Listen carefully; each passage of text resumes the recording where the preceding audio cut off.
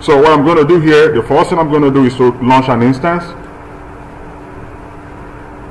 And I'm looking at my Windows 2016. And I want us to go 2016 for now. You know, for obvious reason, it's more recent.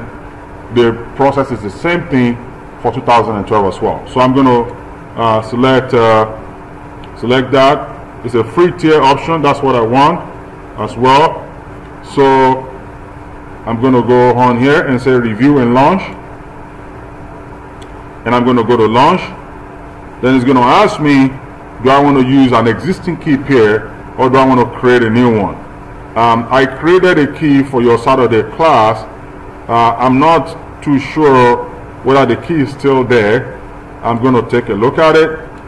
See, I think I have one here and I have another one here. I have 2012 PEM. Let me see if I have that option here. So I have one in 2012. Let's say I didn't have any key before. I'm going to assume I don't have any key, just so you can see in your case. I'm going to create a new key pair.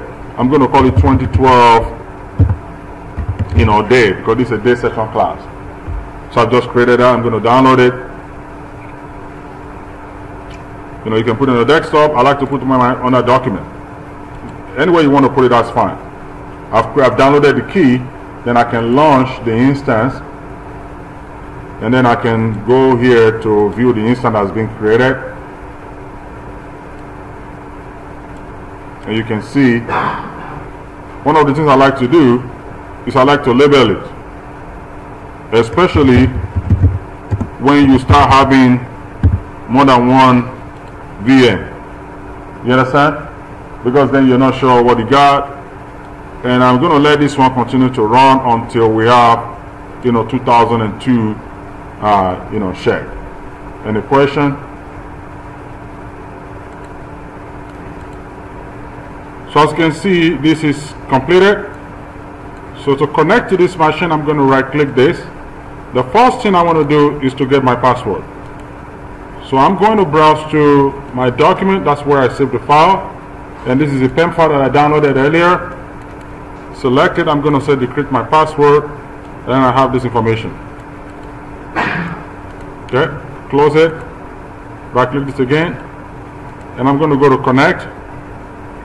Then I'll download remote desktop here. Okay, and I'm going to save this file as 2016. Remember, this is a video, you can watch it later. I'll take all the questions a little bit later. Okay, yeah, it's recorded. So I saved this file now as 2016. So I can go double click this. The same file that I downloaded, go to connect, and I'll paste the password that I copied, and it will bring me up to this page. And you're getting this page because I didn't trust the certificate. If you want to download or you want to install the certificate, you can go ahead and install the certificate. Go to local machine, go to next, and it's going to say yes. Here I'm just going to go to this point. You can choose to automatically let Windows put it, import wizard put it where it needs to be, or you can manually do that, in which case you're going to have to browse.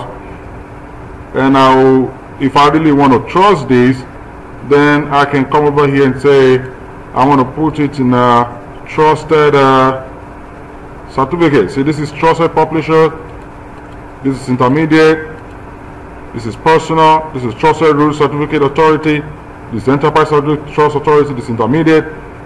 This is where I'm going to put it. It's an option you have over there, so you can browse down and see what other certificates you have in this place. So in my case, I'm selecting the one up here, and I'm going to click OK, go to next here, and go to finish. It was installed. Okay, click OK here. Now if I were to go to OK, now click cancel here. Now if I were to right click this, if this is properly installed, if I go here in the future, go over here, enter my password, go to OK. If we ask you this, make sure you restart your machine, make sure you even set it up. Name in the certificate from the remote computer. So that is the name. Requested this machine is here. The server name on the certificate is incorrect. Make sure you verify that. You can view the certificate, make sure you, it matches. And the problem you're going to have, especially when you have questions like this. Remember now, it's not saying it did not trust it now. It's saying that the server name on the certificate is incorrect. Well, let's find out. View the certificate here now. It said it's issued to this, right? By this, right? Looks more like a self-signed certificate, right? One of the things I generally, like to look for is requested remote computer. See what I'm saying? So if you look at it, to this machine, it looks as if the name doesn't match, even though it's the same machine. Name in the certificate from the remote computer is this. And on this one, if you look at this, they're essentially the same thing. 520, 520. You understand? And another thing you could also do, I want to kind of quickly show you a couple of examples here. If you want to kind of like say, you want to do what I did earlier on when I said, go ahead and install these. Remember I placed this thing here under my trusted root certificate, right? It shows, so say, this certificate is trusted. If you see this certificate next time, accept it. Everything that is within this area is kind of accepted. Once I kind of like finish this, I'm going to actually, you can go to a remote desktop, you can put it over here as well and save it. Again, I'll walk you through several options that you have, on this one later. Just want to kind of remember this as we go on a little bit later. So we're going to go to OK right now because I want to log in.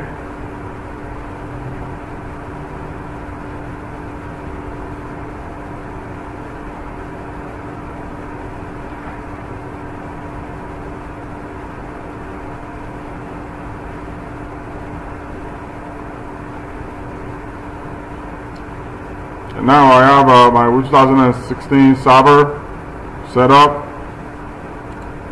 One thing that I next want to do now, and this is totally your call, is to go to the server manager. A lot of what we're going to be doing is going to be inside the server manager.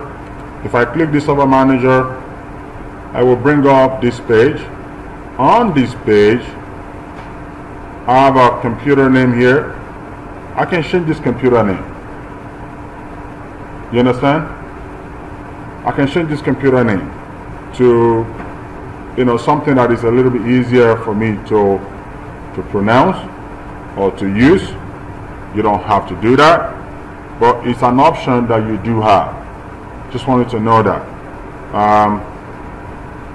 For the sake of our lab here, I'm going to leave it as it is. Then I'll go to manage. Then I'm going to add roles. I'm going to do two things here. I'm going to go ahead and first of all install Active Directory domain services. So that's the option, domain services. And I go to next here, and by default you can see you install file and storage services over there, so don't be surprised when you see that being installed. Go to next here.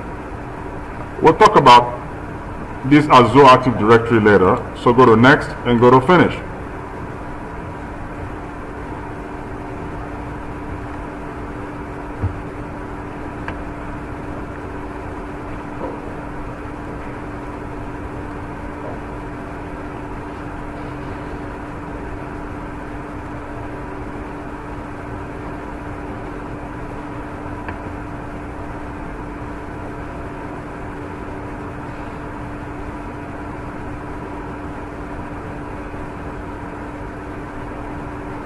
So just gonna wait until it's finished.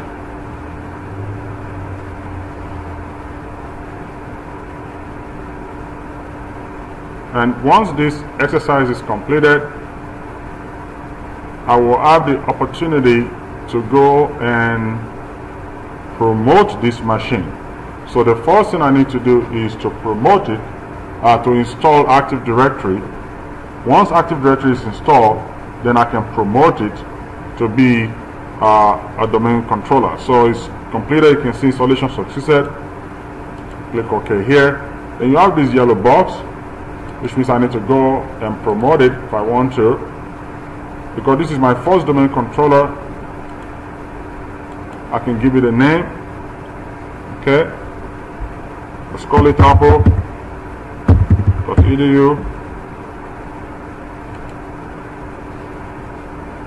and go to next here. I like to stay with the same password throughout. This is not a password that I use to log onto the system. That's kind of pretty complex, so I like to set up my own password, you know, and I try to stay with that. Generally, your NetBIOS name is going to be Apple. It's usually the first word of the domain name that you selected. So in your case, I might actually tell you to make sure your name, your domain name is your first name .edu. So if your name is Julia, then it will be julia.edu or julia.org, and so on and so forth. So go to next here.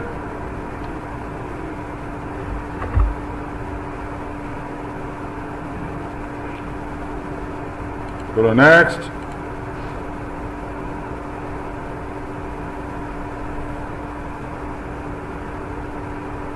This is the time when this installation is checking to see if all the installation here aligns. In other words, if your username and password are up to the standard.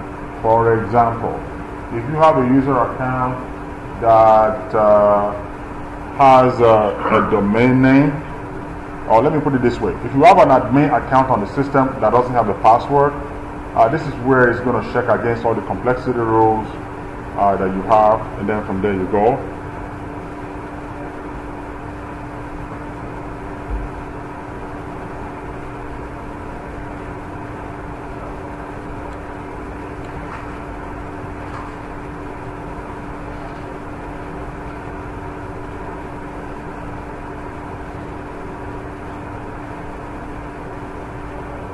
So now it's finished, so it's going to log me out because it's going to need to restart.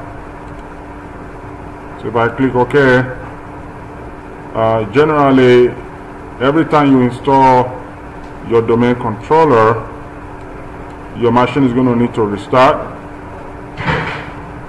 And at this point, I'm going to pause my video again. Right click this, connect. Actually, I have it here. Oh, sorry. So I go to connect over here.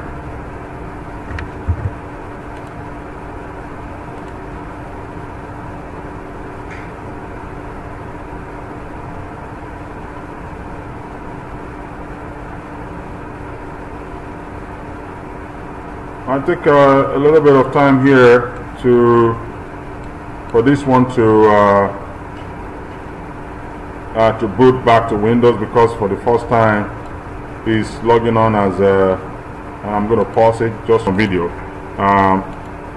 So I'm going to go over here. Here's my server manager, and what I'm about to do now is just simply add additional row. Stay thinking. I'm going to try. Usually when you see the blue stuff going across the dashboard here, it kind of really means it's not ready. I'm going to try and see when it's ready. Okay, there we go. Going to go here. I'm going to go a little faster. So this is my certificate services. See, once I install this, I'm going to make this machine to be. I'm going to do this one right now. For now, I'm just going to later on. I'm going to show you how we're going to set up the online responder and everything. Right now, I just want to install Certificate Authority. That's like equivalent of the DMV. Okay, here is the guy that say I certify this certificate to be authentic, to be okay. All right. So once this one is installed, I want to make sure I capture it on video, so that when I put it on D2L, at least coming to class next week, everybody should be able to install their own certificate, you know, and make sure they're good to go. All right.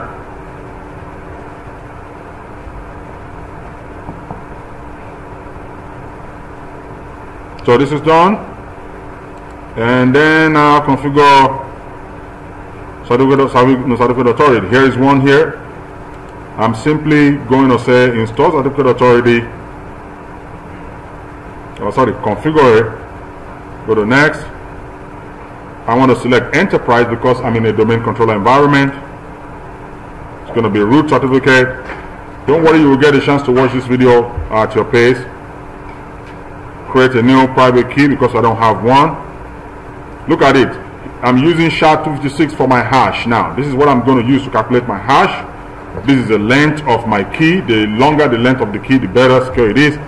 And this is the cryptography provider, RSA. We'll talk more about that later. And I'm going to just accept the default here. That's 5 years for validity, the validity of my certificate. And just like that, I have completed the installation of my certificate authority. If you look at it right now on your dashboard, here's my AD certificate services. Here's my Active Directory control directory services over here. So this machine is a domain controller. I have an Active Directory services running. I have Active Directory certificate services running. It's also a DNS. So just taking a look at this, you can see these ones are all going to be red. I'll ignore that at least, for now. When we get into the class next week, the thing I'm going to be doing is to actually be configuring, certificate authority itself. We're going to be configuring it.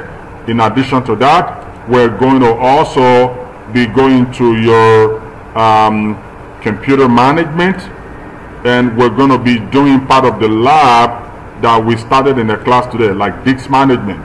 I'm going to attach several disks to this machine. We're going to configure RAID 0. We're going to configure RAID 1. We're going to configure RAID 5 in the class.